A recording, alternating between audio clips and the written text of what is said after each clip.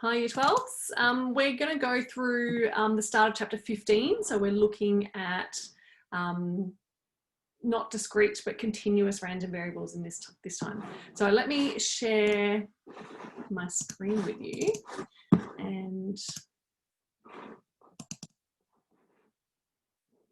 okay. So let me just check that that's still working. I think so.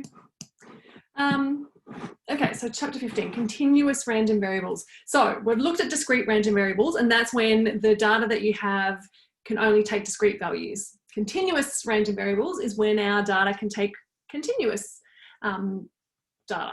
So we've got examples here of weight or distance. So these things are not just set discrete numbers, but can be a range of numbers. And we don't ever kind of consider an exact value that we're looking for. So if we let our random variable be W, and W is a person's weight in kilograms, then if we say that W equals 83, we're really kind of taking in data between, well, depending on how much we're kind of chopping up our things. If we're going by integers, we're going between 82.5 and 83.5. And you can see from here, these notes, that we've got a less than or equal to and a less than, sorry, greater than or equal to, and then a less than that. So that's just to make sure that we're not counting the same number twice.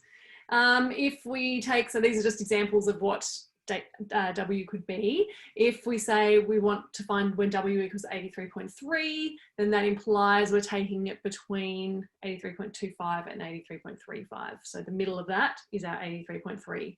And then if we were looking at 83.28, then we're going between 83.275 and 83.285. So our 32.28 is right in the middle of those two extremities.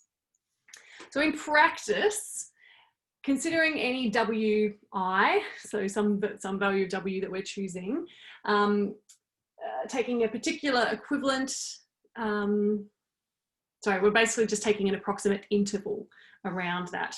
So the probability that W equals 83 is equal to the probability that's between those two. So if you consider here is a graph of different amounts that we could take. So this is 83. So if the weight is 83, then we're taking kind of the little bit between here. So the probability that the weight equals 83 is equal to this shaded area here divided by the total area. So it's not just the height of this rectangle that tells us what the probability is. The probability is this shaded area divided by the whole area under this graph here. Now, if we consider, remember when we talk about discrete random variables and we had a table with all the numbers kind of in there, all of those numbers, all of the different probabilities had to add to 1. So thinking about that in this case, the total area under all of the blocks here must equal 1. It's a very big one. So our probability that W0 equals 83 is this shaded area divided by 1, which is just that shaded area. So this is equal to, sorry, this is a bit dodgy handwriting, shaded area from 82.5 to 83.5. Now, if we have heaps and heaps of data, we can narrow down our ranges. So, for example, if we had heaps of data, we could narrow down our range down to 4 decimal places. Then we can pretty much smooth out this curve. So you can see here. So now the probability is represented by an area under a curve rather than the area of just one of those little rectangles. If the area was smooth. So in that case, it would be kind of from this area to that area. So it would be, sorry, ignore that little bit there. It would be that area there under the curve. So we could represent it using an integrand. Is that the right word? Anti-differentiation. We can solve it using anti-differentiation. So the area under the curve, so to the probability that our weight is 83, remember W is our variable, and this function, this red line here, is determined by the function FW. So the area between 82.5 and 83.5 of this curve, which is FW, over DW. So now our probability is equal to this integrand.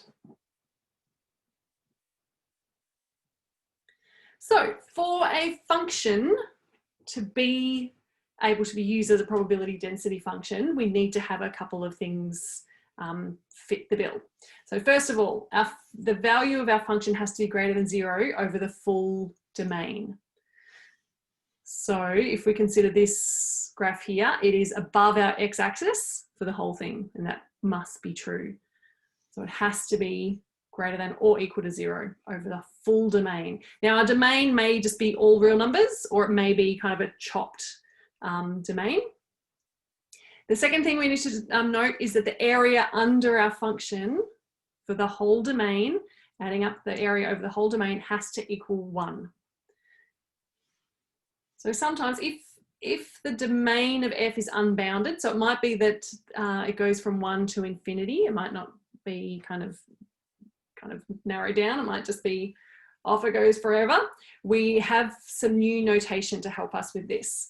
So here, if the integrand of from 1 to infinity of this function, f of x, we know that that equals to 1. We can write that as, well, let's just go up to k and just set the limit as k goes to infinity. So then we can kind of deal with it a bit better than putting infinities into things.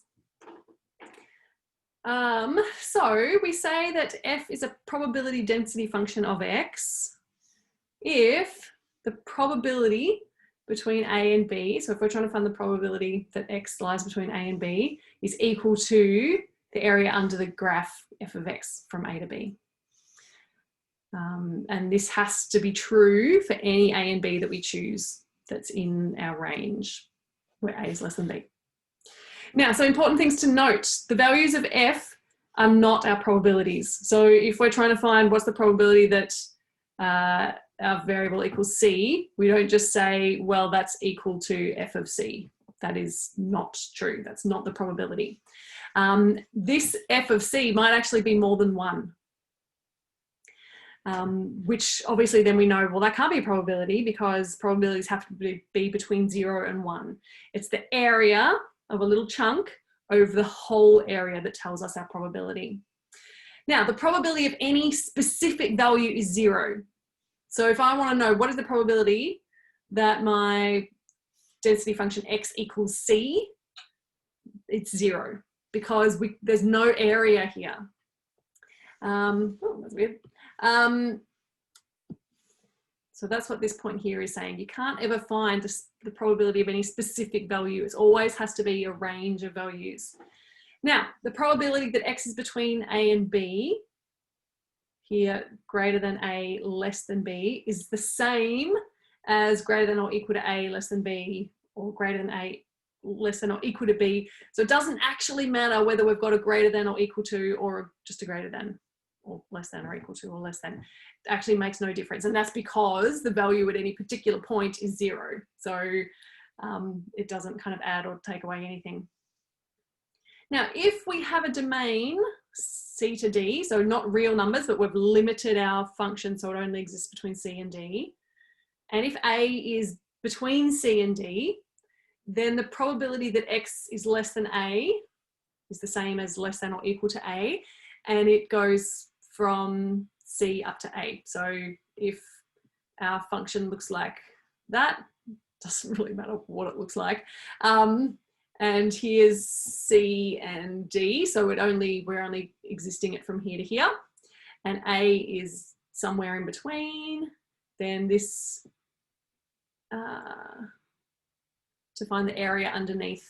So less than a is the area kind of between c to a. Doesn't count, even though this function kind of exists prior to that. We only count it from C. So it might be that our function is like a negative x squared, which is a parabola which kind of goes on forever in both directions, but we just chop it off. So we're only considering like maybe the top little section of it. So that's what's happening here. Often we need to truncate a function to a certain domain and then set it equal to 0 everywhere outside that domain. So then we might have a special function here. So we've got a function, like I just said, it might be a negative x squared, which is an upside down parabola. Or it would have to be negative x squared plus 2 or something, so let's shift it up a bit. And then you need to truncate it so that its area is equal to 1, and then everywhere else it's 0. So we'll look at some examples of that. So, and then you might just call it f star. So it's similar, but it's got a special domain.